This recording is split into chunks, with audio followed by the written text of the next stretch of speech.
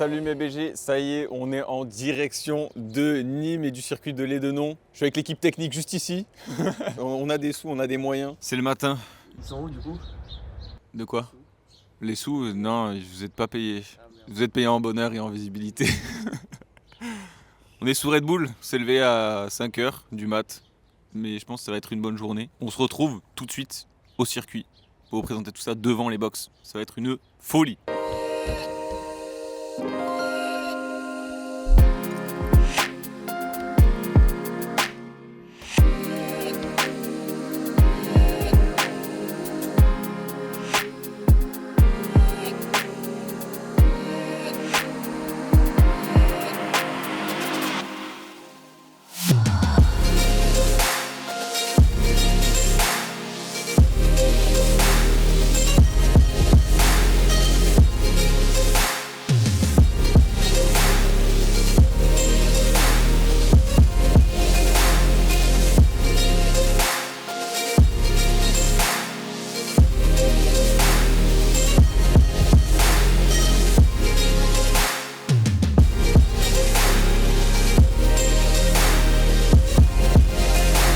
Salut les gars, du coup on est enfin au circuit de Lédenon. Peut-être vous l'entendez, il y a du bruit un petit peu partout au niveau des motos et tout. Ça chante pas mal, on s'entend presque pas parler. On en profite un petit peu qu'il y ait un petit peu de calme pour vous présenter le box d'Antoine Chapeau qui nous invite aujourd'hui au circuit de Lédenon. C'est parti, on va voir tout ça ensemble.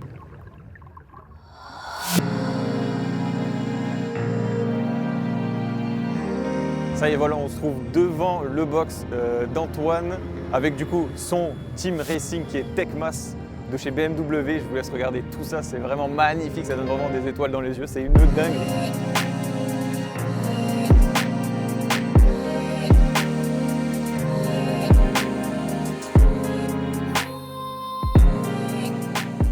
Vous voyez les gars, ça commence vraiment à s'activer là. On commence à démarrer un petit peu toutes les motos, à les faire chauffer les pneus, monter en tension, histoire de commencer à préparer les qualifications qui sont dans quelques minutes. Vraiment là ça commence à s'activer, ça bouge de partout, c'est une folie. Et on attend de voir le départ du frérot Antoine et de suivre attentivement ce qu'il va nous faire sur cette qualif de la première journée.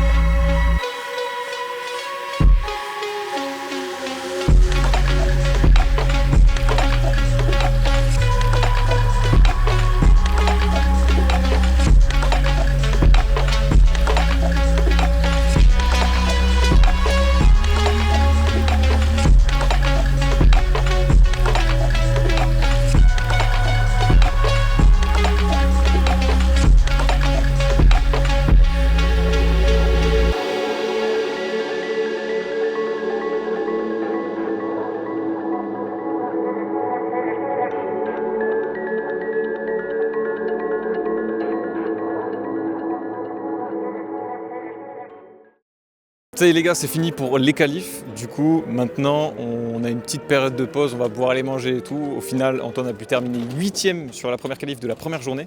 Donc ça annonce que du bon pour la course de ce soir. Je pense qu'il peut vraiment bien se passer, ça peut être très très cool. Et maintenant voilà, petite pause, on va profiter un petit peu du parc automobile qui est un petit peu autour. On vous montre ça en image bien sûr, on vous amène avec nous comme d'hab.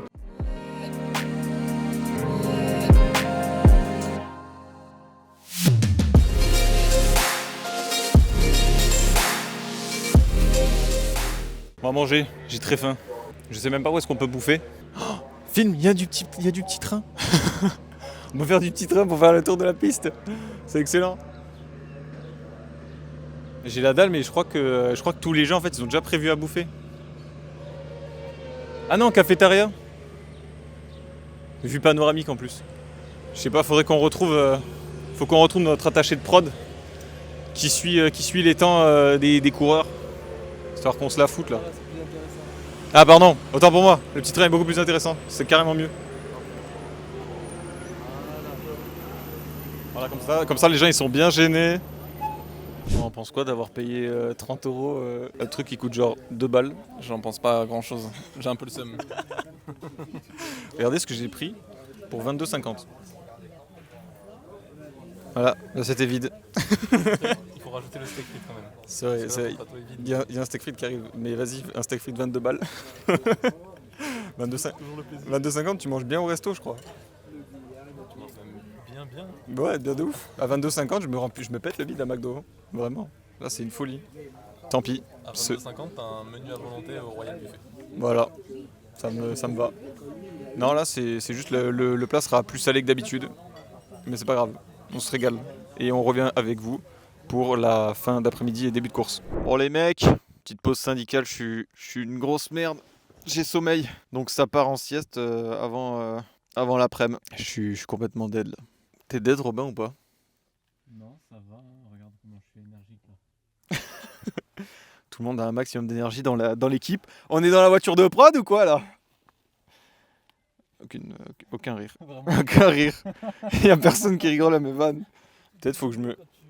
Hein? Quand tu rajoutes 2 prods à la fin.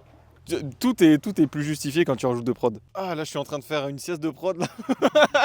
Ce matin on a fait 3h30 de voiture de prod. Ah ouais dingue. J'ai pissé de prod là. On a mangé un petit repas à 22,50 de prod, c'était un plaisir. Au frais de la société. Hein. Oh ouais frais de société toujours. De prod. Une société de prod ouais. Bon allez, bonne sieste à tous. À de suite pour la suite et... Non. Et ça suit la suite. Et ça suit la suite d'après. Et pour la course. Allez, bonne nuit. Donc du coup Antoine, ça y est, les qualifs sont terminés. On est à quelques heures, même à quelques minutes du début de la course. Comment tu te sens par rapport à ces premières qualifs, les essais que tu as fait? Tu te sens comment sur la moto? Pour ce qui est des sentiments sur la moto, les sensations, je suis plutôt bien, mais inquiet de partir 9ème, puisque c'est pas trop une place qu'on a l'habitude d'avoir, même si au Mans c'était un petit peu l'endroit auquel je me situais. Donc on va essayer de bien partir. Il y a toujours une petite pointe de stress pour chaque départ et chaque pilote. Donc là c'est le moment où la tension commence à monter. Je sais que passer la ligne, passer le drapeau quand ça va partir, le stress va s'évacuer pour rester concentré. Donc il y a toujours cette phase un petit peu lourde sur les épaules. Là, l'heure et demie avant le départ, c'est un peu stressant. Ouais, t'es déjà dans ton match, tu commences à te concentrer déjà. T'es là-dedans, ouais. Ouais, obligé parce que il y a une course quand même de 17 tours, donc il faut se mettre dedans assez rapidement. Et le départ et le premier tour est très important. Donc ça c'est un peu mon point fort et j'espère pouvoir en tirer l'épingle du jeu pour essayer d'être tout de suite aux abords des premiers. Puis après la course va se faire quoi, donc on verra. Et en plus tu l'as fait au premier virage, t'étais déjà deuxième, t'étais dans le top 3, donc peut-être tu peux repartir pareil du coup. Ouais, alors c'est l'objectif, ouais, on se dit on va essayer de tenter un super départ, mais ils sont pas aussi mauvais quand même les gars à côté, ils savent faire aussi des bons départs, donc il va falloir aussi nous dès l'extinction être très réactifs et puis ça se joue pas que là, mais je sais que c'est un avantage de pouvoir partir et d'être tout de suite aux avant-postes. On t'a vu tout à l'heure du coup avec ton ingé, vous vous êtes dit quoi? Vous parliez du tracé, du ressenti de la moto, on peut avoir 2-3 mots ou... En fait on a l'avantage d'avoir un pilote professionnel qui est Kenny Forêt donc dans notre équipe, et étant donné qu'il roule très fort, on peut se baser un petit peu sur les données qu'il rapporte à l'équipe, donc pour faire un peu la comparaison, et il s'avère qu'il y a des points de freinage qui sont bons, d'autres qui sont un peu moins bons, donc techniquement je peux repousser à certains endroits. Et là, il va falloir essayer de jouer un petit peu avec ça pendant la course. Je pense qu'on va pas t'embêter plus, on va te laisser te concentrer. Ça marche, merci beaucoup. On est en train de regarder la course des 125. Ça...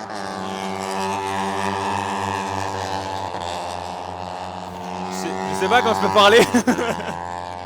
Ça crie un peu. C'est horrible, ça crie plus que des R7 en échappement libre. C'est une folie. En plus, c'est que des Minimoys, du coup, c'est trop marrant. Genre, ils font tous 1m20 max. Mais ça s'envoie sa mère. Hein. Je pense que les 3/4 ici déposent vraiment la totalité des motards de TikTok, dont moi. Enfoiré, oh, il lui fait la terre. Oh.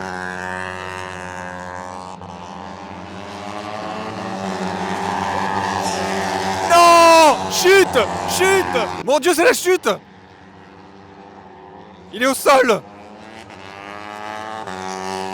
Pauvre Pipou. Y a pas de ralentir. Putain, dégoûté, c'était le pilote préf d'Anto. Eh ben tant pis. Je crois qu'il s'est bien explosé quand même. Oh la chute qu'il a fait un tout droit, il a perdu l'avant juste ici. Et il est parti direct. Donc les gars, aujourd'hui je suis avec Maxime qui est du coup l'ingénieur d'Antoine, c'est ça? Exactement. Et donc du coup tu me disais, ça fait la deuxième course que tu es là, tu viens de commencer. Ouais, en fait là je suis en stage du coup chez Tecmas. Donc je suis en cours à l'école de la perf à Nogaro, qui spécialise des ingénieurs en course auto. Donc là c'est vraiment une alternance en fait au final. Ouais, on fait une grosse période de cours et après on fait 6 mois de stage en écurie. Ouais, du coup pendant toute la période, vraiment début de course jusqu'à la fin du championnat. Ok d'accord. Et toi tu as toujours été dans la moto de base ou juste tu y es arrivé comme ça Non, j'étais pas dans la moto avant, j'étais en ingénierie basique en bureau d'études. Je travaillais dans une boîte qui s'appelait Pneus Laurent à Vallon. Ça me plaisait de moins en moins d'être dans un bureau. Donc j'ai décidé de faire l'école de la perf et après je me suis retrouvé là. D'accord, ok. Et ça te plaît ce que tu fais Ouais, c'est super passionnant, ça bouge tout le temps, on s'ennuie jamais, donc c'est cool. Ouais. Et du coup, est-ce que tu peux nous expliquer, toi, concrètement, en quoi ton travail consiste? Parce que c'est vrai que les mécanos, c'est très visuel. Et du coup, toi, en quoi ça consiste à peu près? Alors moi, je viens faire du réglage châssis et réglage de l'électronique. On vient toucher à tout ce qui est frein moteur, traction control. Et pareil, le réglage châssis, la dureté des suspensions avant-arrière, en gros, la détente, compression, tout ça. Ok, d'accord, ouais, c'est fait uniquement pour une seule personne, quoi, la moto au final. Et là, par exemple, donc c'est ton deuxième jour, c'est quoi pour toi une journée type, par exemple, tu vois, dans un box comme ça? Une journée type, c'est je commence, je fais ma journée de roulage, je prépare ma journée de roulage, donc avec ce qu'on va faire, les pneus que je vais avoir, est-ce que je prends des pneus neufs, des pneus usés, les pressions des pneus, le réglage qu'il y a sur la moto. Et après, on part en piste. Et tu ressens autant de pression que le pilote? T'as quand même un truc qui... Il y a un petit truc, ouais. Je pense beaucoup moins que le pilote, parce que moi, là, surtout à l'Ednon, qui est un circuit très vallonné, où c'est beaucoup d'aveugles. J'ai beaucoup moins de pression que lui, mais il y en a un peu quand même, parce qu'on veut pas se foirer pour lui foirer sa session. Et là, maintenant que t'as commencé là-dedans, tu te vois continuer ça et tout, ça te plaît? Ouais, en fait, la semaine, du coup, je suis chez Tecmas pour préparer les courses. Et là, en week-end de course, on est là. Et ouais, c'est passionnant, on s'ennuie pas. Enfin, moi, je me vois bien continuer là. Après, on verra. Et du coup, ça, c'était une deuxième partie de question, tu vois. Donc le week-end, vous êtes là à partir de quoi? De jeudi à peu près, c'est ça? Ouais, on prend la route le jeudi. Et sur les week-ends où c'est des longs week-ends avec des tests, on part le mercredi soir. Enfin, le mercredi dans la journée. D'accord. Et du coup, le reste de la semaine, vous êtes en repos? Vous taffez quand même On taffe. Enfin, moi, là, je suis en stage. Il y a 5 personnes tout le temps à Tecmas. Donc après une journée de course comme ça, faut réviser toutes les motos. Donc ils révisent toutes les motos, il faut tout nettoyer, tout mettre d'équerre et après c'est de la préparation, de l'amélioration. Moi je fais de l'impression 3D pour essayer de faciliter la vie des gars dans les cabanes de chauffe ou autres. C'est de l'amélioration continue. Ouais, ça reste pas au final, ton taf ça se limite pas que à la moto, au final ça va bien au-delà en fait. Ouais, d'accord, ok. Bon, écoute, merci beaucoup pour ton analyse et tout, c'était vraiment cool.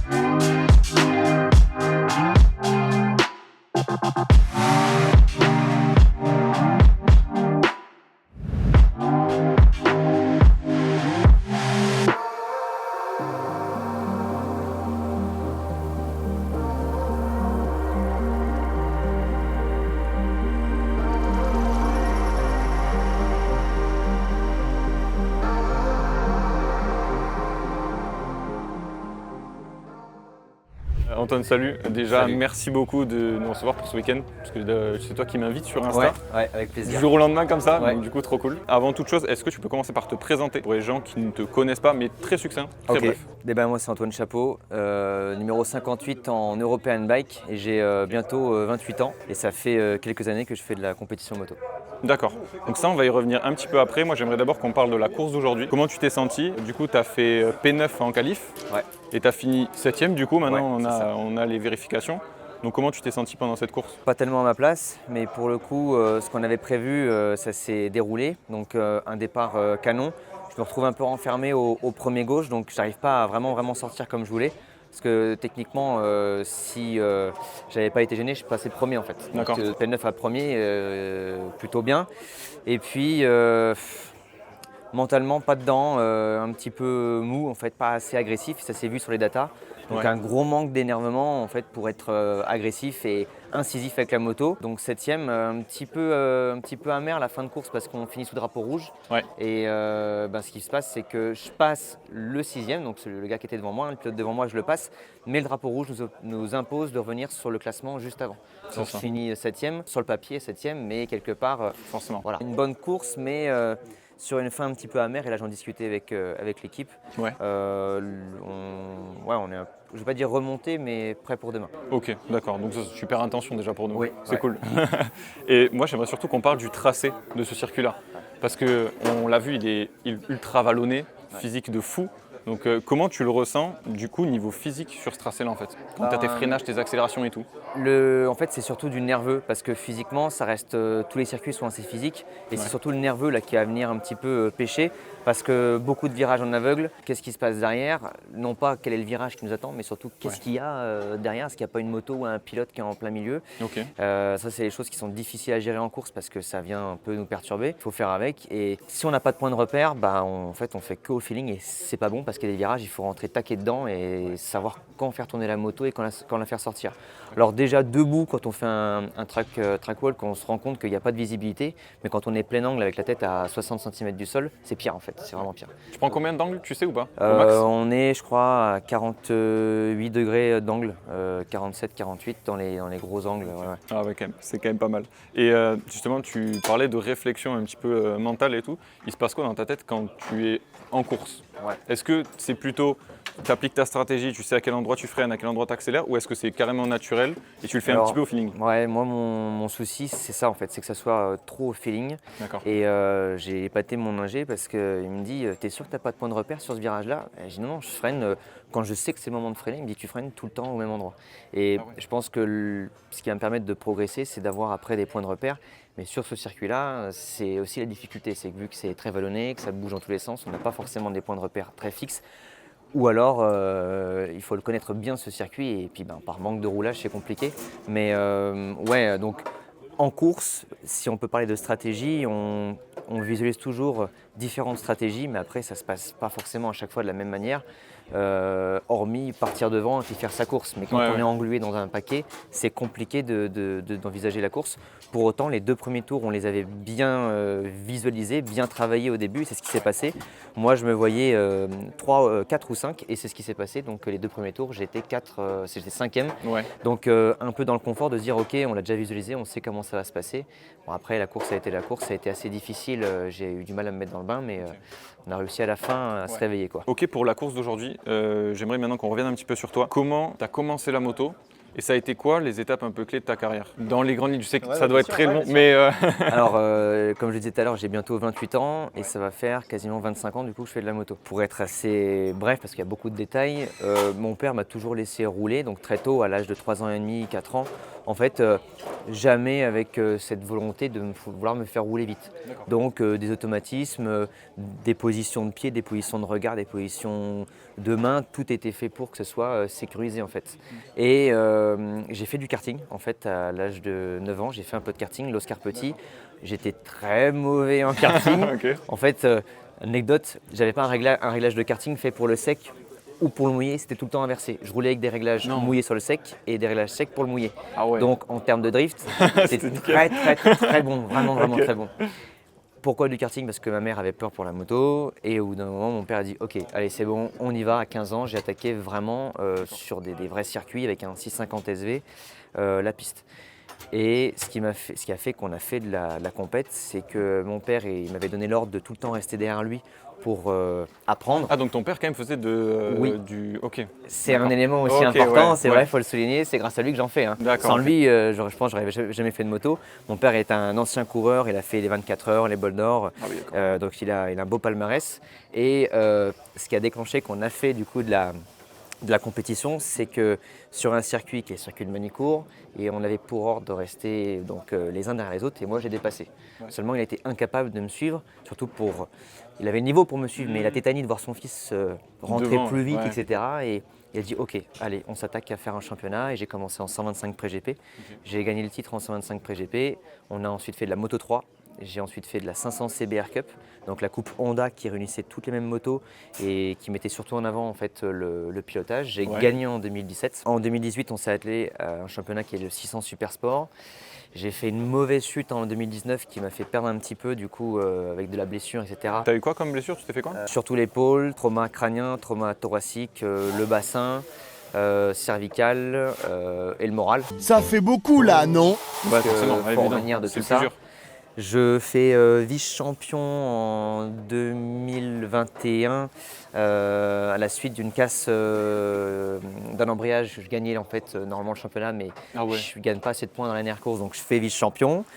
2022, on revient du coup sur le championnat FSBK. J'étais en Ultimate Cup en 2021 et en 2023, on fait un stop, on fait un break. Financier, c'est compliqué. L'envie est là, mais financièrement, c'est très dur. Et en 2024, on se retrouve avec Tecmas, où on finit 3e du championnat à la fin de l'année. Très très beau palmarès quand même. Il faut le souligner. Pour rentrer un petit peu dans le dur, moi j'aimerais qu'on parle prépa physique. Parce que Ouais. tu avais publié une vidéo Insta qui a fait en plus son petit buzz, donc sympa, où on te voyait faire des exos voilà, très spécifiques à la moto. Ouais. J'aimerais que tu nous parles du coup de cette prépa physique. En quoi ça consiste? Est-ce que tu as un préparateur qui te suit et tout, tu vois, des trucs comme ça? On a vu la différence dès qu'on a commencé vraiment à se préparer physiquement, surtout vis-à-vis de la puissance des motos et du poids de la moto. Au début, quand on était dans les petites catégories, des motos qui faisaient 80-90 kg Ouais. pour 40 chevaux, c'était très facile de les manier, il n'y avait pas besoin d'effort en fait. Et là, avec les motos qui font près de 220 chevaux, il faut quand même un petit peu de nerveux et puis de force. Surtout avec donc, mon préparateur physique Mathieu Lejac, on a vraiment mis en place, et c'est lui qui le fait, hein, c'est son métier, D'accord. des exercices vraiment spécifiques, donc les exercices P, pour vraiment cibler, donc on le voit, la nuque, les épaules, le bassin, le gainage. C'est surtout sur une base en fait d'endurance et de force, on lie un petit peu les deux. Ok. Donc du cardio et des exercices très spécifiques en hiver. Après à côté, moi c'est ce qui m'a manqué un petit peu cet hiver, c'était vraiment de rouler avec une moto. Par faute du budget, on a vraiment ciblé la compétition et le championnat. Mais j'ai un petit wagon de retard et c'est ça qui fait que je ne suis pas tout à fait à ma place aujourd'hui. Et j'aurais dû rouler en Espagne cet hiver et ça ne s'est pas fait. Donc ça aurait été le complément, je pense, la petite cerise sur le gâteau qui aurait fait qu'on aurait eu le step en plus qu'on n'a pas aujourd'hui, d'avoir roulé avec une moto. On s'est réveillé un petit peu tard, en fait au Mans on a pris une claque, une sérieuse claque. Physiquement, il y avait de la force. Mais Tu avais tout physiquement, ça tenait la route. Mais nerveusement, les muscles ne travaillent pas de la même manière. La crispation, elle n'est pas là. Quand on fait des exercices, on peut prendre un peu le crossfit, c'est bien, mais ce n'est pas du tout de la moto. Et ça, Mathieu me l'a répété chaque semaine. Il me dit non, mais il faudrait que tu roules. Ouais, je sais bien, mais je n'ai pas de partenaire, je n'ai pas suffisamment d'argent pour aller rouler. Il faut se déplacer, il faut payer l'équipe, etc. Donc, c'est le petit manque de cet hiver. Et là, on essuie un peu les plâtres. Et c'est pour ça que je fais 10 à la première course. Au Mans et là on fait 7, donc ça veut bien dire que là progressivement on revient, quoi. Ouais. On revient. Donc là du coup comme il le disait, on est au round 2, c'est ça qu'on appelle ça 2. des rounds maintenant. C'est ça, ouais. Et j'aimerais savoir du coup sur un week-end comme ça, c'est quoi une journée type en fait pour toi? Genre là par exemple aujourd'hui comment ça s'est passé, comment ça va se terminer aussi tu vois? Ok, aujourd'hui en fait on a un petit peu tout le temps le même plan de séance, que ce soit pour un vendredi ou un samedi, donc jour de course. Le vendredi, à savoir que c'est des essais qui sont libres. Ouais. On essaye de se caler tout de suite en fait, dans le bon mood en fait, pour garder un rythme. Alors, on a tous nos petits gris-gris, nos caleçons, nos chaussettes un petit peu. Ouais. Voilà. Donc ça c'est l'aspect vraiment psychologique, mais vraiment pour détailler un plan horaire, Il y a le lever à 8h, on mange, 8h30. On attaque souvent à 9h sur l'aspect prépa mentale et la visualisation de la course pour se mettre tout de suite dedans, très tôt dans le matin. À 9h30, 10h, on fait un petit point avec l'équipe pour voir ce qui peut être amélioré ou aménagé sur la moto. 1h, 1h30 avant les essais ou la course, moi je pars m'échauffer, je pars courir pour réveiller un peu le cœur et puis le nerveux. Okay. Il y a toute une préparation après, vraiment d'échauffement spé pour les épaules, pour les poignets, tout ça, la nuque, qui se fait 3/4 d'heure avant. Et puis après, on se prépare, on se met dans la combinaison, puis là on se met dans sa bulle et arrive soit les qualifs, et c'est un peu le même format juste avant la course, où on se prépare de la même manière, échauffement, etc. Faut filmer là.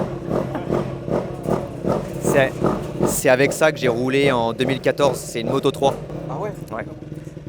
Ça fait... c'est bien une Moto 3 ça, hein. Ouais, à l'oreille, ouais. Ça fait 85 kg, 85-90, et ça développe 45 chevaux. Ça me prend 2,10, 2,20. C'est les missiles. C'est du 2 temps du coup ou c'est du 4 temps avec ce bruit là comme ça? 2,5, ouais. 2,5, 4 temps. Ouais. Et là, c'est les minots qui ont 12-13 ans, 14 ans qui sont dessus. 14 ans mais on les a vus tourner tout à l'heure, c'est une folie. En plus, ils mettent un de ces angles et tout, puis des hanches de fou, ils n'ont pas peur. Hein. Ça se bataille. Hein. Ah ouais, c'est clair. Donc là, on parlait qualif, journée type, etc. Quand une qualif est finie, quand une course est finie, comment ça s'organise pour toi et du coup tes mécanos, tes ingénieurs? Vous discutez de quoi? Comment vous mettez les choses en place, etc. L'idéal, en fait, c'est qu'à chaud, on puisse donner notre ressenti. À froid aussi, c'est important aussi de prendre un peu de recul, mais tout de suite à chaud, notre premier ressenti, nos premiers mots sont importants pour l'équipe. C'est pour ça que l'équipe s'affaire tout de suite autour du pilote pour prendre les informations. On a les ingés data, les mécaniciens qui sont ici pour prendre les informations. On a aussi les personnes qui sont en bord de piste pour visualiser, voir si ça colle avec ce qu'ils ont vu et ce que je ressens. Et après, on débrief, on a toute une feuille de débrief sur les freins, l'accélération, la mise sur l'angle, l'électronique, comment on l'a ressenti, vraiment tout un détail pour avoir un maximum de données et puis pouvoir développer la moto derrière pour la faire progresser. Après, la journée, quand elle est terminée, je veux dire, 1 heure après la course, c'est déjà un peu plus calme. On se pose et puis là, on va se réunir en gros pour discuter, mais pour le coup un peu plus à froid là. Voilà. D'accord, ok, ouais, donc avec un petit peu de réflexion sur comment ça s'est passé, etc. Ouais, c'est ça. Okay. L'année dernière, tu as réussi, du coup, comme tu le disais, à finir sur le podium top 3. Ouais, top 3. Du coup, pour cette année, est-ce que tu as des objectifs qui sont encore plus hauts? Est-ce qu'ils sont au même niveau? Ouais, bien sûr. L'objectif cette année, c'est... Honnêtement, on l'a dit et on y croit encore, c'est de gagner le championnat. Ouais, c'est toujours difficile maintenant, à l'heure actuelle, de se dire est-ce qu'il est encore envisageable de le gagner. Il reste encore 11 courses, donc c'est tout à fait possible. Tout peut se passer dans un championnat. Je peux à tout moment me réveiller et puis commencer à être beaucoup plus à l'aise sur la moto, me poser moins de questions et puis vraiment ouvrir davantage. Mais le souci, c'est qu'évidemment, là, on a un petit peu de retard par rapport à nos concurrents. Donc, on le verra. Déjà, à la moitié du championnat, si ça va un peu mieux. Mais là, on doit être 8 au championnat. Donc, on n'est pas non plus très loin. Mais il y a un gap énorme déjà de points de perdus par rapport au Mans et un peu aujourd'hui. Donc, voilà. Là, on parle de course et tout, etc. C'est super. Mais est-ce que tu envisages déjà le futur? Qui va se passer après? Est-ce que tu vas devenir peut-être coach, pilotage, tu vois, des trucs comme ça? Tu as des idées en tête? Moi, je suis très concentré avec l'auto-école puisque c'est une entreprise familiale, je bosse avec mon père. Donc une entreprise où j'y mets vraiment du mien pour que la société elle puisse avancer, mais aussi pour mes élèves, pour les clients qu'on a qui ont à leur niveau, à leur échelle, cette envie de faire de la moto. Moi, autant que j'ai envie de prospérer dans ce milieu et puis de gagner en niveau. Non, j'ai pas forcément en tête d'être coach, même si quelque part on y pense toujours un petit peu parce que ça serait le lien, la sécurité routière sur la route, mais aussi d'être coach sur piste, sans vouloir me lancer des fleurs. J'ai ce contact avec les gens qui est assez facile et cette pédagogie, que je tiens d'ailleurs de mon père, je pense, surtout, mais cette pédagogie, ce lien, ce regard aussi que je peux avoir, on pourrait le retranscrire sur piste, mais c'est pas forcément un objectif et une idée concrète pour l'instant. Voilà. Okay. Et de par ta vision et de ton expérience, quelqu'un qui voudrait se lancer dans la compétition en moto comme toi tu le fais, ou peut-être commencer jeune comme toi tu as fait, tu donnerais quoi comme conseil? Tu l'orienterais vers quoi? Est-ce que toi tu as eu ton père forcément qui était là-dedans? Ouais. Donc pour quelqu'un qui n'a pas ça? Sans mon père, je suis pas là. Ok, Sans mon bah, père, financièrement, honnête, au moins. c'est très compliqué. Ouais. C'est lui qui m'a poussé, c'est lui qui m'a pas forcément donné envie, mais qui m'a souvent trouvé des solutions.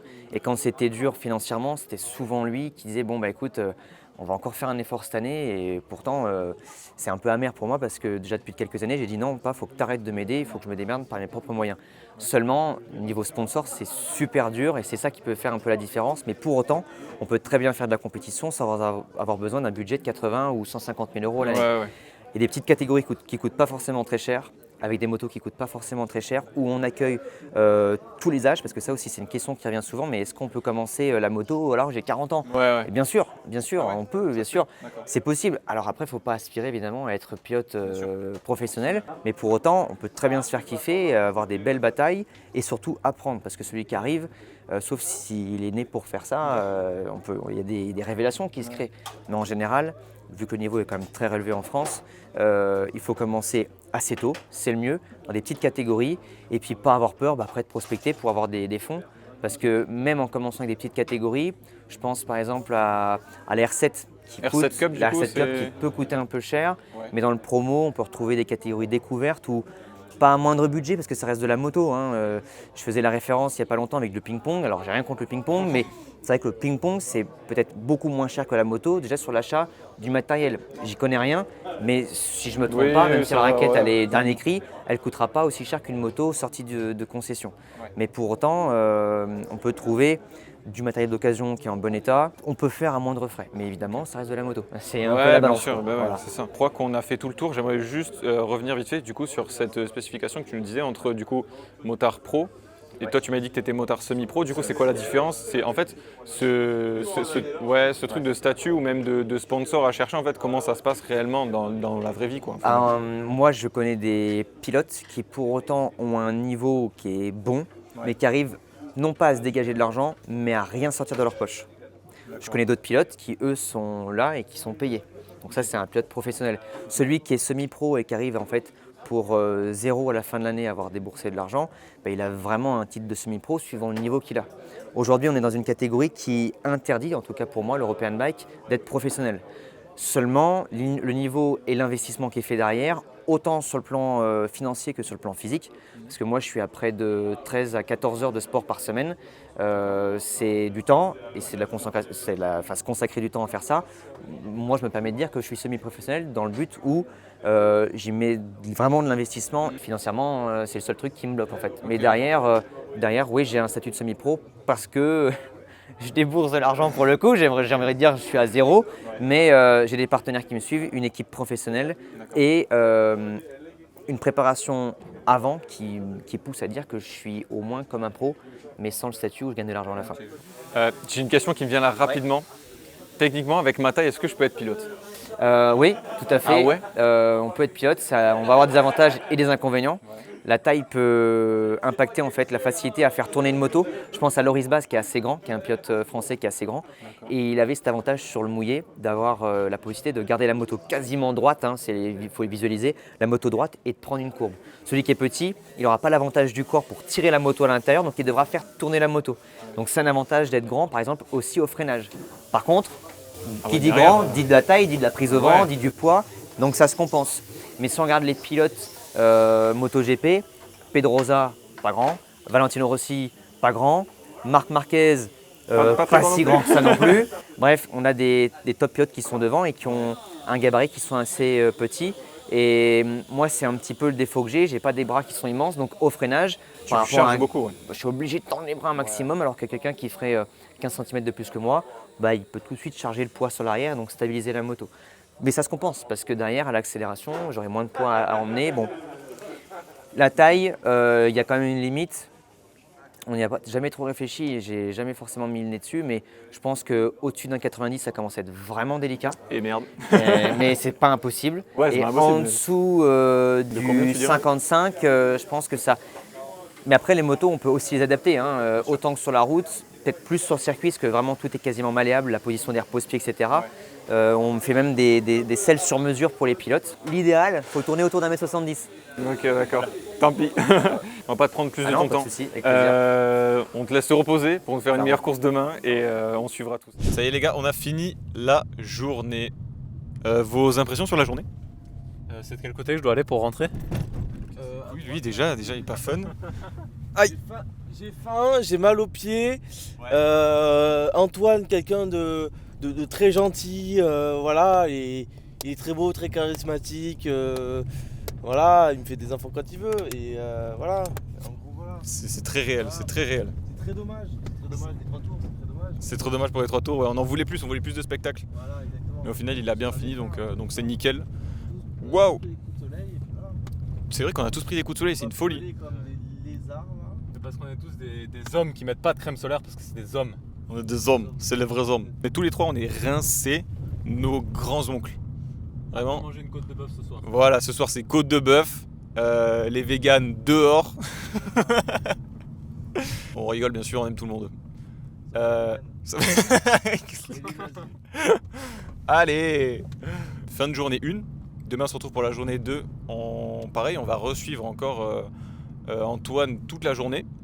On espère voir la moto en un seul morceau, sachant que les mécanos la démontent dès qu'elle sort de piste. Ça c'est une folie, frère. Au complet. Non mais c'est abusé et c'est au chiffon, hein, au chiffon à la main. Les mecs la désossent littéralement 3 ou 4 fois par jour, je crois. On l'a vu 4 fois désosser, il me semble, la moto. Alors le nombre de fois où ils enlèvent les roues, ça on compte même pas. Tellement ils le font tout le temps en fait. Et adieu Anto, parce qu'en fait il repart, voilà, j'aurai plus mon agent. Non, moi je n'existe pas. Voilà. Je suis comme porte-manteau. On change de cadreur. Je change de 4 heures pour demain, j'exploite Robin. Bien sûr tous les deux sont payés. Et 2 fois plus, parce que là on est défrayé et tout. 2 fois plus. On est payé en gravier. Ouais. Ils sont payés en bisous. Et un buzz, ouais. J'ai une petite larme quand il y a le départ. Bon, je peux finir ma vidéo là ou pas? Vas-y. C'est une folie. C'est une dinguerie. Bah allez, à demain là. Vous me faites chier. C'est tout. Ouais, juste à demain quoi. À demain. Ouais. Ça te va pas juste à demain? T'as fermé là, t'as arrêté là. Non. Ok. À demain. Tu peux dire à demain pour moi? À demain. Anto, à demain. À demain. Voilà, super. Allez, à demain.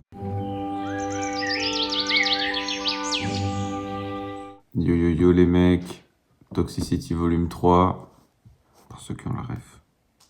T'as pas la ref? Non. Je Elle a un peu de niche, t'avoue qu'à 7h30 du matin, j'ai pas beaucoup de ref. c'est fou. Oui, parce qu'il y a déjà 7h30, mais on est réveillé depuis 6h. Moi, 6h15 quand même. J'ai gratté un petit quart d'heure en plus. Parce qu'on a emmené le cadreur à la gare à 7h10. Voilà. Il a pris son train à 7h10. Et là, du coup, on est en pleine forme. Bref, Que d'aventure. la journée va être bien. La journée va être fatigante. Je sais même pas à quelle heure on va rentrer. En tout cas, on espère qu'on aura la météo de notre côté. Ciel couvert, mais pour l'instant, pas d'averse. Ouais, on a pris 2-3 gouttes vite fait ce matin, mais on va voir Antoine gagner sur le sec. Ce sera cool. On va finir notre petit déj et on se retrouve quand on est sur la piste. Dans les paddocks. Ah, dans 2 heures. Exactement.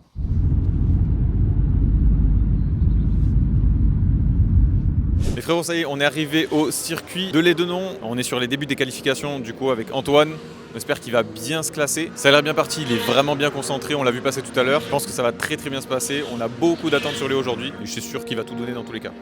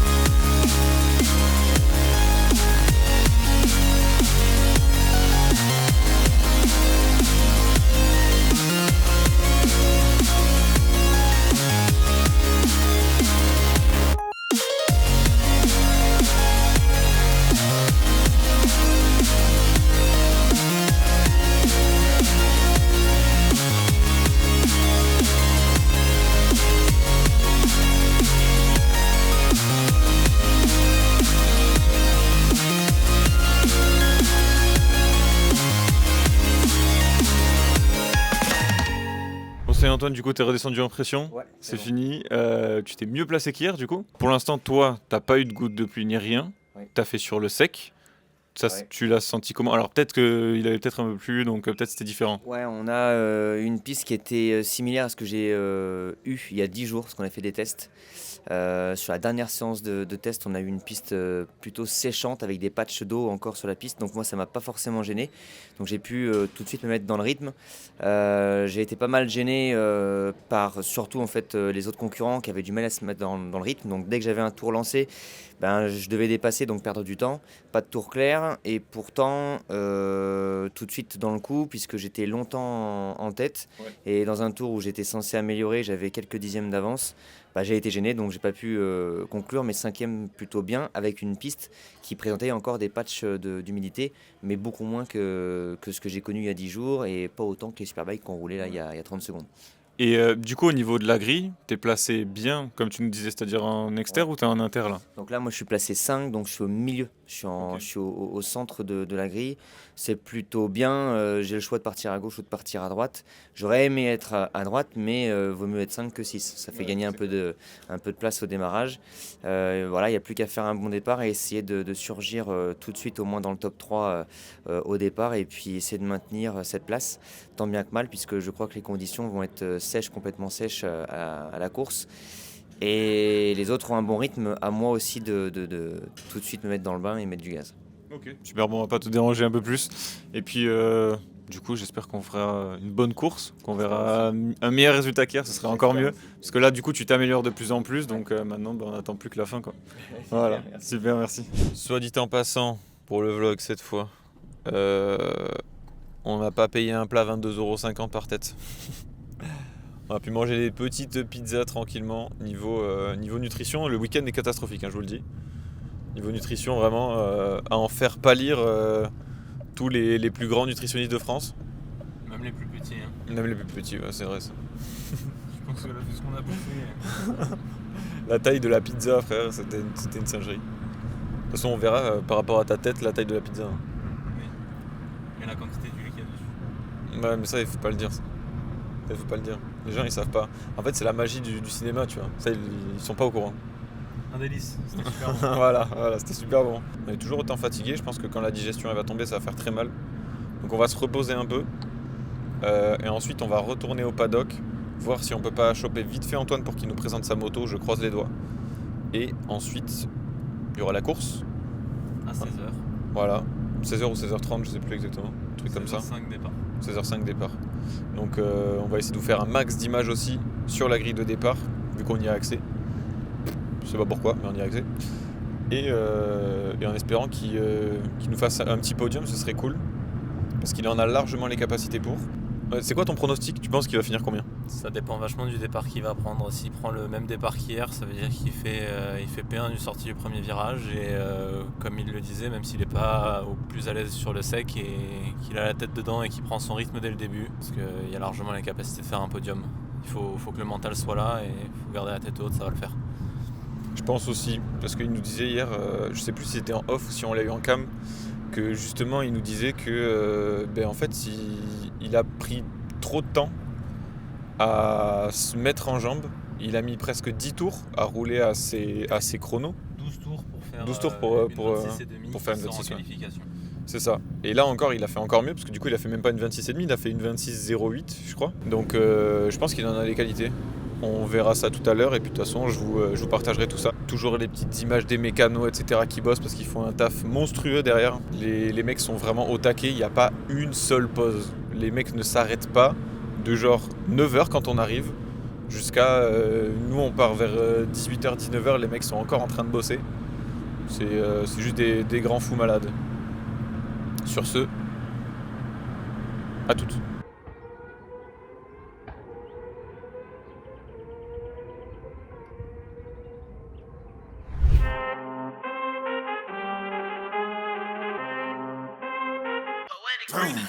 I need all the wins, yeah. Ain't no L's, I gotta get a no call and quits, yeah. Gotta keep on moving no matter how hard it gets, yeah. Better move out the way cause I'm coming with harder hits. My head is as hard as a brick but I'm harder than all of this. You better move, you might get knocked out, knocked out. You better move, you might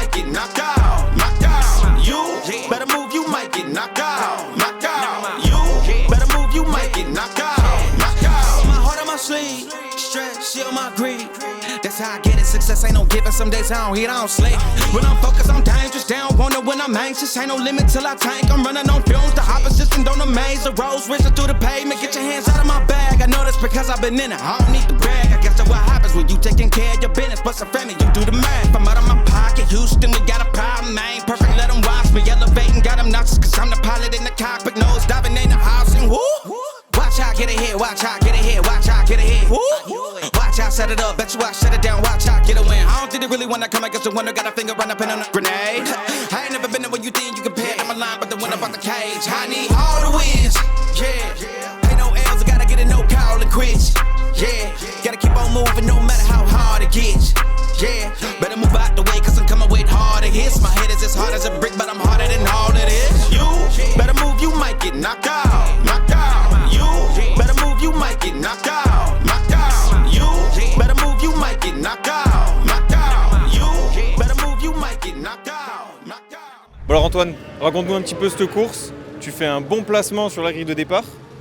Tu nous fais carrément la stratégie que tu nous avais expliqué au tout début, ça c'est fou. Ouais. Et tu finis deuxième, raconte-nous un petit peu comment ça s'est passé là-dedans. Alors, une course où mentalement j'ai été plus dedans déjà. Donc ça, c'était le petit step qui m'a manqué hier. Tout de suite, autant le départ je suis bon, mais tout de suite j'ai été très incisif. Et en effet, je sors, donc je me place 5 au départ et je sors 2 au premier virage, au premier gauche.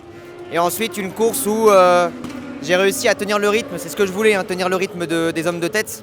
J'ai subi des attaques, j'en ai placé certaines mais qui n'ont pas forcément porté leurs fruits. J'avais un souci à l'avant qui ne me permettait pas d'être trop incisif, ça me faisait peur. Je voulais pas aller me bourrer ou shooter les pilotes qui sont devant. Sur les freins, en fait, la moto, elle driblait. J'avais l'avant qui bougeait énormément, donc pas très rassurant. Mais pour autant, là où je pouvais être à l'aise, ça n'a pas concrétisé. Et les 17 tours, satisfait puisque j'ai réussi à tenir le rythme. Je crois que je finis à 1 seconde 3 de la victoire, donc on est vraiment tous en paquet. Hein. Je termine 7ème avec une moto qui a été plutôt bien réglée par l'équipe. Là, on a vraiment fait un bon boulot. Et puis moi de mon côté où j'ai pas hésité une seule seconde à vouloir tenir, serrer des dents et puis tout faire pour maintenir le contact, et ça s'est fait. Et à un moment donné où j'ai été un petit peu distancé et j'ai remis un coup de fouet.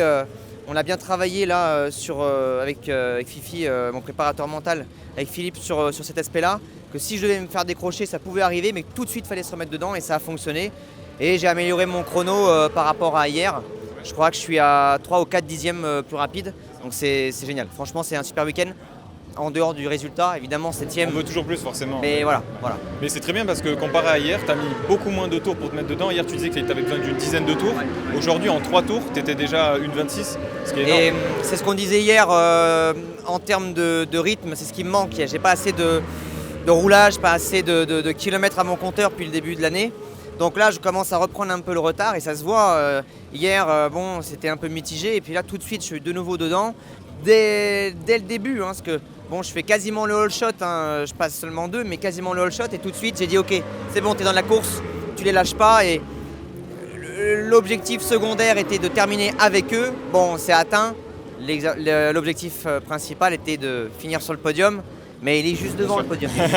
Mais surtout qu'en plus tu dis ça justement du peloton de tête, vraiment quand on regarde la course, le peloton de tête donc jusqu'au 7-8, c'est détaché mais énormément du reste et vraiment tu sens que ce peloton-là il est très compétitif. Quoi. Le top 7, on était à 11 ou 12 secondes du 8ème, donc il y a eu un gros gap qui s'est fait et fallait être dans ce groupe-là. Donc malgré les attaques qui ont été faites de partout, ça s'est battu vraiment comme des chiens. Voilà, on était dans le bon groupe, fallait jouer un peu des coudes et des dents, serrer les dents surtout. Et tenir, et ça s'est fait, donc je suis très content. Et d'être dans ce groupe-là dès le départ, du coup ça t'a permis d'un peu plus jouer ton jeu comparé à hier où t'étais un peu bridé, c'est ça? Ouais, en termes de rythme déjà on les voit faire, on sait que s'ils passent quelque part, moi je passe et ça donne tout de suite le ton. Il y avait des moments où j'étais un peu plus à l'aise qu'eux, je le voyais, je revenais, et d'autres où c'était différent, je me faisais distancer. Mais pour autant, voilà, j'avais le rythme de course et d'emblée, dès le début, le bon rythme. T'as fait 5e emplacement, c'est ça? Quand Aujourd'hui, au départ, qualif, ouais, qualif, ouais. 5e. Hier, du coup, tu faisais 7e emplacement, 9e 9 et 7 en course. C'est ça, donc là, tu as amélioré sur ta qualif, Oui. tu es resté stable sur ton résultat. C'est ça, Du c'est ça. coup, la prochaine course qui est dans 2 semaines, c'est ça? Ouais, c'est ça, dans 3 C'est semaines. quoi tes objectifs? Faire encore mieux? Au moins Bah, rester stable à ce niveau-là? Là, Nogaro, clairement, moi, c'est un circuit que j'affectionne énormément. C'est un circuit sur lequel j'ai déjà gagné, j'ai déjà fait plusieurs podiums, donc je sais qu'on a le potentiel. Même avec la moto, avec cette BM, l'année dernière, on avait plutôt bien réussi avec un tracé qui était tout à fait nouveau. Hein. Il y a eu des modifications, des modifs qui ont été faites. Voilà, il faut garder la mentalité qu'on a et le mindset qu'on a actuellement pour arriver à Nogaro et être aussi agressif que ce qu'on a été là sur cette fin de week-end pour essayer de se mettre dedans très rapidement. Si je peux m'entraîner, on le fera, mais encore une fois, le problème financier me bloque un petit peu, me limite. Si on trouve des fonds, on ira s'entraîner et évidemment, c'est un gros avantage de pouvoir avoir une avance. Mais bon, Nogaro, j'aime bien, donc on se donne rendez-vous à Nogaro. Ok, ça va. Ben, on va suivre tout ça. Merci. En attendant, bonne récup. Et Super, merci pour ce week-end, surtout, hein, vraiment. Avec plaisir. Un grand merci, parce que la chance que tu me donnes. Merci c'est à toi, incroyable.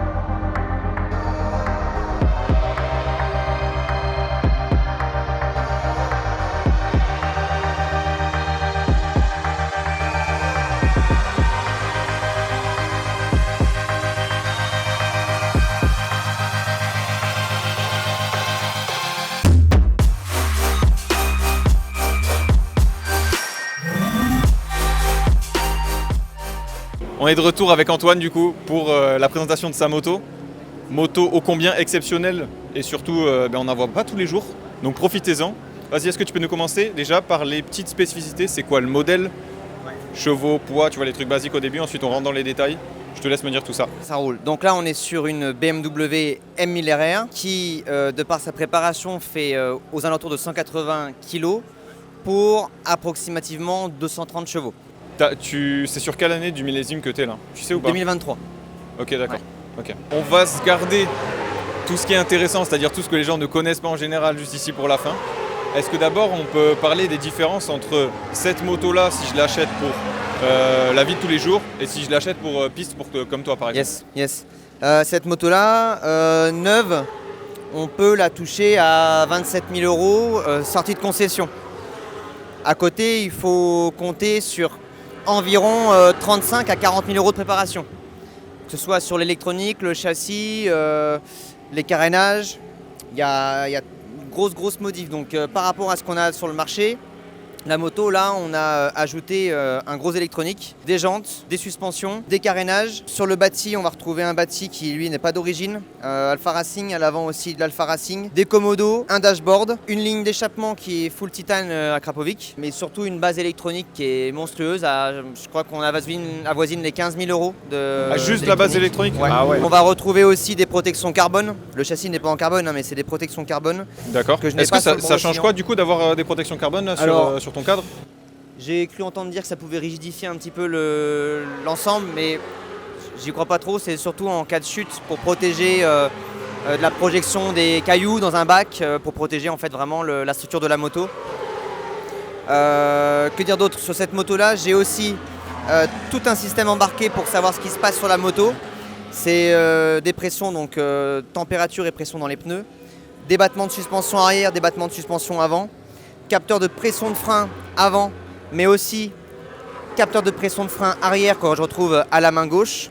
On retrouve aussi du coup la base, le frein arrière au pied droit, anti-wheeling, anti-patinage, donc modifié par le nouvel électronique. Et pour ce qui t'arrange toi en fonction du circuit, en fonction de comment tu le sens et en fonction de tes mesures. En gros, on peut régler sur une échelle de 1 à 10 l'électronique d'origine.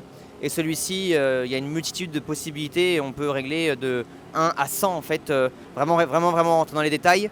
Autant je peux choisir d'avoir plus de frein moteur en troisième qu'en deuxième. Enfin, c'est monstrueux. Et je pense être encore qu'au début de l'apprentissage de cette moto. Il y a encore de nouvelles choses que je n'ai pas encore en tête. Pour les suspensions, c'est vrai qu'on est sur de l'Öhlins à l'arrière et des cartouches Öhlins dans les tubes de fourche d'origine. Au niveau des commodos, j'ai accès donc tout ce qui est lumière, pit limiter. Donc dans la voie des stands, limitée à 60 km/h. Tu peux nous expliquer un petit peu chacun des boutons si tu les sais tous? Et là c'est simplement pour démarrer. Ici c'est pour le pit limiter. Le launch control il se déclenche automatiquement lorsqu'on est en première à l'arrêt. Donc ça vient se bloquer, il se met d'office. On va retrouver un bouton pour la lumière, mais aussi de ce côté-là, surtout de ce côté-là, une multitude de boutons pour augmenter ou descendre le frein moteur et l'anti-wheeling, pour switcher dans les menus. Et ça, c'est des trucs que tu as le temps de faire en course? Ouais, j'apprends à le faire. Moi, je viens d'une moto qui était quasiment en stock, où il n'y avait pas tout ça. Et là, il faut avoir le temps, la présence d'esprit, il faut y penser. Aussi avoir le temps de réfléchir quoi faire pour améliorer la moto. Est-ce que c'est plus de frein moteur, moins d'anti-wheeling? On peut aussi retrouver ici une molette qui va venir régler la garde en fait, du frein. Les freins s'usent. Et en course, on peut se retrouver avec une commande qui est un peu trop souple. Donc, on vient tourner un peu la molette pour durcir la commande de frein à l'avant. On voit que le câble, là, il est relié directement au frein avant. Et donc là, tu disais, donc ça c'est l'embrayage, c'est ça? Embrayage et tu as le frein arrière. Ouais. Quand tu es en course, tu utilises uniquement ton frein au pied ou il y a des virages où tu te dis il faut que je prenne à la main? Ça. En fait, j'aurais plus de facilité à l'utiliser le frein arrière à la main en courbe ou éventuellement lorsqu'on est en grosse charge sur les appuis un peu appui sur les repose-pieds pour garder du poids sur l'avant de la moto pour pas le cabre. Donc difficile d'aller chercher un appui sur le frein arrière, ça sera pas précis. Donc là, la moto elle cabre, hop, un peu de frein arrière pour la reposer. Et le frein arrière au pied, c'est plus souvent en ligne, où là on a un gros appui sur les demi-guidons pour tenir en fait la moto dans l'axe et légèrement le frein arrière pour la stabiliser ou la faire tourner ou déjà la ralentir. Je pense qu'en même temps, ça, on peut répondre à une question. Ouais. J'ai eu énormément là-dessus de débats sur en piste, est-ce qu'il faut freiner de l'arrière, est-ce qu'il faut freiner de l'avant? Les pros, ils freinent pas de l'arrière, ils freinent de l'avant, ils freinent pas de l'arrière. Il y a un énorme débat. Toi, tu fais comment? On va clore un débat, je pense. C'est chacun fait comme il veut? Ouais, en gros, c'est un peu chacun comme il veut. Seulement, il faudrait m'expliquer pourquoi les pilotes professionnels, ils ont un frein arrière à la main là. Voilà. Les mecs, voilà, c'est pas moi qui le dis. Bref. Ouais. Okay. Toi, tu gères comment ta répartition des freins en virage? Alors, répartition de freinage, ça c'est un sujet aussi qui est très rigolo. On l'entend de par les leçons d'auto-école que c'est 30-70. Non, c'est pas 30-70, c'est 100% de l'arrière et 100% de l'avant si on veut faire un freinage qui est de qualité. 101% ça bloque et t'es au tas. Donc il faut être capable de maîtriser son frein arrière de manière à exploiter à fond le freinage sans avoir de glisse. S'il y a de la glisse, il n'y a pas de qualité de freinage. Et on parle pas de l'avant qui commence à glisser, là c'est au tas direct. Donc il faut exploiter l'avant au mieux et savoir doser ensuite l'arrière. Mais on va pas faire un cours de pilotage, mais pour ceux qui nous écoutent, c'est un peu du frein arrière et fort de l'avant. Voilà. Et ça en auto-école, si on tombe dans une auto-école qui sait de quoi elle parle, elle va dire bien sûr. plus que moi. Mais c'est surtout là de savoir, parce que le circuit c'est une chose et la route c'est une chose. Tu vois, on est plus sécuritaire sur route forcément. C'est surtout de savoir sur circuit, au final en fait c'est un petit peu à chacun à sa façon, il n'y a pas de vraie manière de faire. On retrouvera des similitudes quand même, mais c'est vrai qu'on a, en termes de pilotage, en parlant par exemple MotoGP, si on prend un Marc Marquez ou un Brad Binder, c'est complètement deux choses différentes. Mais pour autant, il me semble que les deux utilisent leur frein arrière. Mais visuellement, le style de pilotage est complètement différent.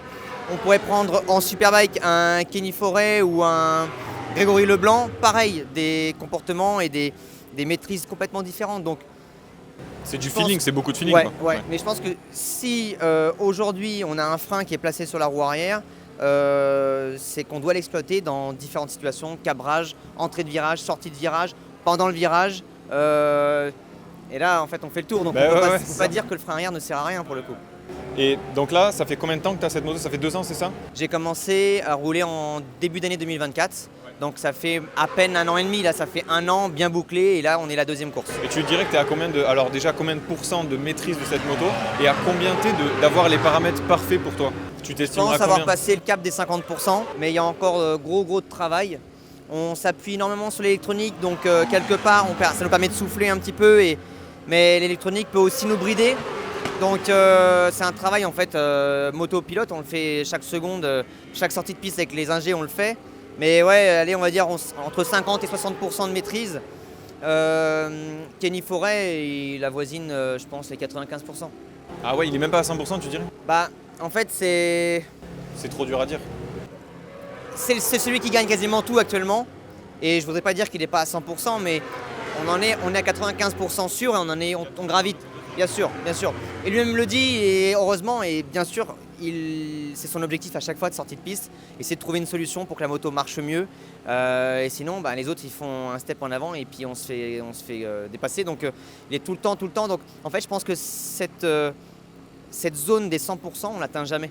Parce que les technologies changent, il y a des améliorations tout le temps, au niveau des moteurs, du châssis, tout en perpétuelle évolution, le pilote aussi. Donc en fait, c'est une marge qu'on repousse à chaque fois devant nous, quoi. On fait un pas en avant, et ça avance encore devant nous. Donc à atteindre 100%, on est quand même sur des motos qui sont... Et tu vois, je reviens sur cette question, tu vois, par exemple, cet exemple-là, qui a été, donc j'afficherai en image ce que je montre, mais tu vois, par exemple, ce genre de truc-là et de modifs que tu vas aller chercher pour vraiment être au max de la personnalisation de la moto, tu dirais qu'il t'en manque encore beaucoup de la personnalisation de ce style? C'est des petits détails. Ouais. Et c'est vrai qu'on a tous, et ça revient à dire un peu notre style sur la moto, notre style de pilotage et de maniement de la moto. Mais ce petit détail-là, il peut faire la différence. Et on l'a vu, en tout cas cet après-midi et ce matin, un petit bout de mousse qui vient me caler les fesses à l'accélération. Alors là, on est vraiment sur une V1 version numéro 1 et qu'on va évoluer et qu'on va faire en un seul bloc. Parce que là, ça fait vraiment pas professionnel, mais il faut savoir se débrouiller. C'est un petit peu Joe la démerde des fois. Mais pour autant, quand on passe à 260, ça se voit pas. C'est un avantage. Mais là, cette selle-là, on va venir la modifier pour avoir vraiment une selle adaptée au pilote. On peut retrouver aussi des storm grips qu'on retrouve jamais à ce niveau-là, au niveau du réservoir. Parce que moi, j'aime bien aussi me tenir, pour me tenir en fait le coude sur le réservoir. On retrouvera souvent évidemment au niveau des cuisses. Toute l'ergonomie de la moto peut être modifiée pour le pilote. Et la deuxième question, c'était quoi? C'était ça, c'était pour savoir si vraiment tu étais encore... est-ce que tu vois encore des axes d'amélioration, que ce soit physique, parce qu'on sait qu'électronique, comme tu disais, même Kenny Forêt, c'est compliqué d'être à 100%. Est-ce qu'en physiquement, tu sens qu'il y a encore des trucs qui te gênent, tu vois? En fait, pour être à l'aise sur la moto, en fait, il faut que la moto elle soit facile pour le pilote. Si on commence à devoir se battre avec la moto, on n'est pas à l'aise, on n'est pas détendu, et c'est pour ça que l'ergonomie de la moto elle est importante. Et là, je l'ai vu cet après-midi en course, la petite selle, les guidons, la bulle, le machin, tout fait qu'en fait je suis bien sur la moto, bien détendu, en confiance, et que je peux me permettre de repousser encore cette limite qui est de 50-60%. On va chercher un peu pour moi dans le rouge, mais la moto elle en est capable. Après la moto elle en est capable, et j'en ai discuté aussi avec Kenny Forêt qui me dit maintenant tu vois, tu te plains que tu as un problème à l'avant parce que tu mets du rythme, plus de rythme que la veille. Donc l'avant il va falloir le régler en fonction de ton rythme. C'est pas une moto, voilà, elle est bien réglée, tu n'as plus qu'à rouler. Non, à chaque fois quand on commence à rouler avec une moto, on roule normalement plus vite parce que c'est l'objectif avec les mécanos et les ingés. Et là on se retrouve confronté à quoi? Le rythme est plus élevé, la moto elle convient plus et donc il faut remodifier. Donc c'est-à-dire qu'il faut que du coup tu sois à ce rythme-là tout le temps au final après. Tout le temps. Et que de sortie en sortie, qu'on gagne de dixième en dixième pour que la moto elle soit réglée. Et c'est ça, moi, ce que j'ai rencontré cet hiver comme problème, c'est qu'avec zéro roulage, on a dû faire un pas en arrière pour revenir sur des réglages qui montaient à 6-7 mois, qui n'étaient pas du tout ceux qu'on avait prévu de mettre. Et oui, parce que j'avais plus le même rythme, plus la même incision, j'étais pas assez énervé sur la moto pour que... Et là, on est revenu des nouveaux réglages. Encore. Ok, ça fait plaisir. Est-ce que tu penses qu'on a fait le tour? Ouais. Après, bien sûr, il y a énormément... Enfin, c'est bichonné par les mécaniciens, quoi. Donc, tout c'est énorme. La seule chose qui est d'origine... les jantes, je sais pas si tu en avais parlé, c'est des jantes allégées, c'est ça? Ouais, jantes OZ allégées. Ouais. Qui valent les yeux de la tête. Ouais. Mais pour autant, une moto, si on devait vraiment donner des détails simples, un moteur et un châssis, vraiment le châssis hors suspension d'origine.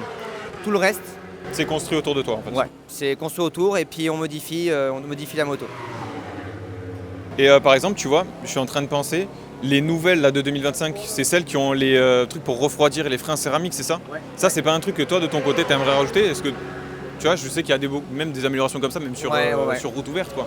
J'en ai pas ressenti encore vraiment le besoin d'avoir les freins qui soient dans le rouge, donc devoir les faire refroidir. Pour autant, c'est encore une amélioration qui pourra se faire au moment où je me plaindrai que les freins éventuellement commencent à être spongieux, que je prends le frein et que c'est mou, ça m'est jamais arrivé. Donc là, on pourra imaginer qu'il y a une surchauffe de frein, etc. Donc un refroidissement à apporter par le carénage à l'avant, par le garde-boue. On a aussi par rapport à la 2023 les. Oui, on a vu les que ailerons sont l'avant beaucoup était un plus peu larges, différent. Ouais. Ça aide vraiment, tu sens la différence? Ouais, j'ai roulé sans Ouais. et j'ai roulé avec.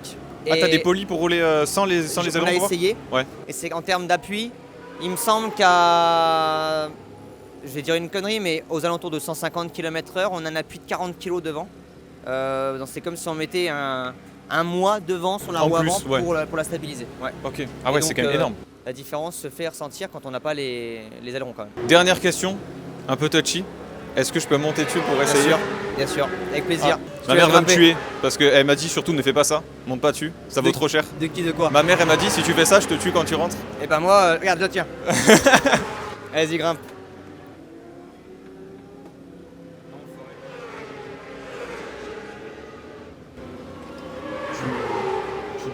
On échange les rôles. Ouais, mais T'en penses quoi? tu dois mourir comme ça, là tu fais 20 tours là-dessus, mais t'es un grand malade. Ouais.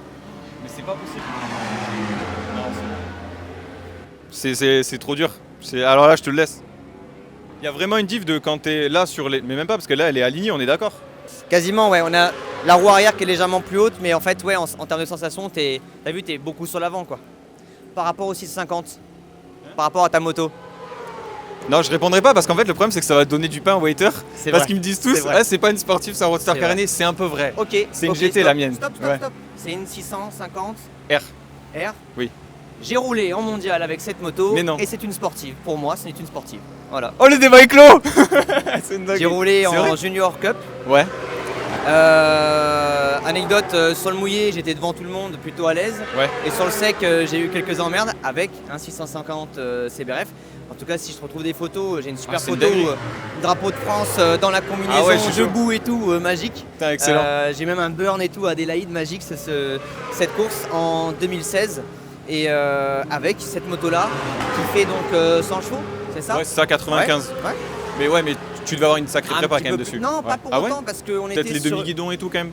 une préparation piste, encore Léger. une fois, pour faire parler surtout le pilote et pas la préparation de la moto. En gros, on avait tous la même bécane pour... D'accord. Et c'était vraiment que le talent que Ouais, derrière. voilà. Putain, ça me régale. Vraiment, on a répondu à tellement de questions pour déjouer les haters, ça me détruit.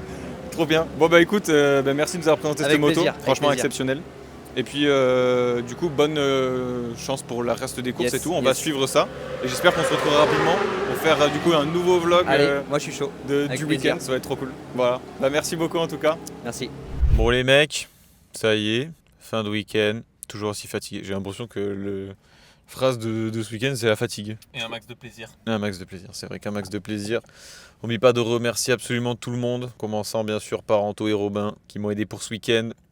Bien sûr Antoine de m'avoir invité, de la team Techmas et de toutes les personnes qui encadrent Antoine. Franchement c'était super cool, on a pu filmer des images de fou. J'espère que la vidéo vous aura plu. Si ça vous a plu, likez, commentez comme d'hab, abonnez-vous. J'essaierai de refaire ce genre de format si l'occasion se représente. Peut-être, on verra. Je vous mets, de toute façon vous avez en crédit et dans la description toutes les personnes qui encadrent Antoine de près ou de loin, histoire de leur donner un peu de visibilité avec le peu que je peux faire. Et puis sur ce, juste des bisous. Des bisous. Ciao ciao.